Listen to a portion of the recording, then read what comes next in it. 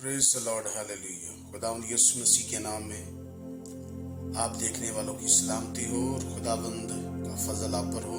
खुदावंद आपको बरकत दे। मैं इस वक्त जो है यूएई में हूँ और मैं खुदा की शुक्रगुजारी करता हूँ। खुदावंद यहाँ पर लेकर आया और किताब मुक़द्दस में से आज हम अमाल की किताब उसका 3रा बाब और उसकी 19वीं आयत में लिखा है, बस तौबा करो और रुजू लाओ ताकि तुम्हारे गुनाह मिटाए जाएं और इसी तरह खुदावंद के हुजूर से तुम्हारे लिए ताज़गी के दिन आए। हमारा जो मज़मून होगा हालत और हालात। याद रखिएगा, अगर इंसान की हालत ठीक नहीं तो उसके हालात भी ठीक नहीं हो सकते।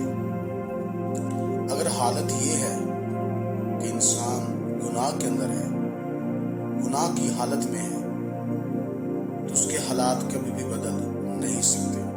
इसलिए मेरे अजीजों, हर शख्स को जो कि गुनाह की जिंदगी बसर कर रहा है,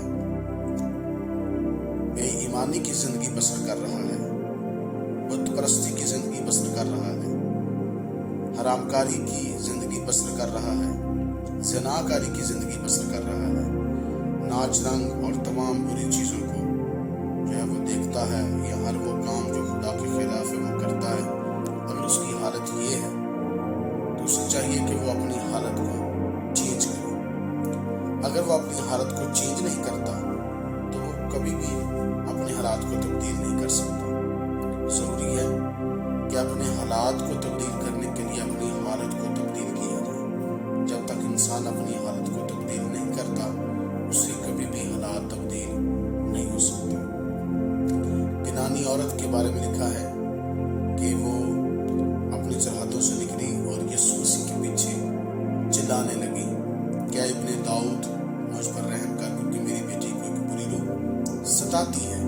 ये उसकी हालत थी, पर ये काफ़ी नहीं था, इसके आगे भी कुछ कलाम में लिखा है कि जब वो यीशु मसीह के पीछे चिल्लाती है तो शागिर्दों ने ये चाहा कि उस्ताद इसे रुखसत कर। तो खुदाम यीशु मसीह ने कहा कि लड़कों की रोटी लेकर कुत्तों को डाल देना रवा नहीं। उस औरत ने जवाब क्या दिया, क्या मेरे मालिक, कुत्ते भी तो मालिकों की गिरी हुए टुकड़े हैं टेबल से, उसे खाकर जो है वो उससे रसूदा होते हैं। तो यीशु मसीह ने इस बात को जब सुना तो उसने कहा, तेरा ईमान बड़ा है, जा जैसा तू चाहती है वैसा तेरे लिए हो जाए। तो उसकी बेटी ने उसी घड़ी शिफा पाई।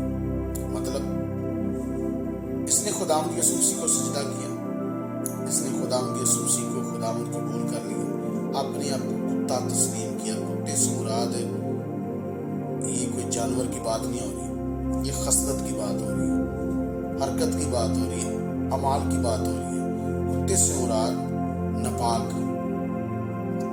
मतलब तुम नापाक हो। क्योंकि जादूगर के बारे में लिखे कि जादूगर हरामकार कुत्ते, ठीक है, जो जादू करता है वो कुत्ते की तरह, वो हराम है, वो हराम काम करता है।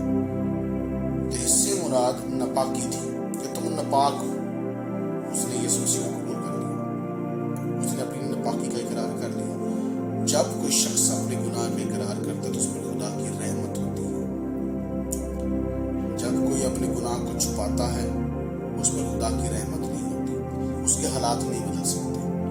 अपने हालात को बदलने के लिए ज़रूरी है कि इंसान अपनी हालत को तब्दील करे।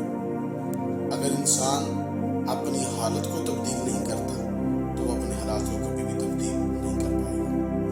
तो हालात खुदावंद तब्दील करता है।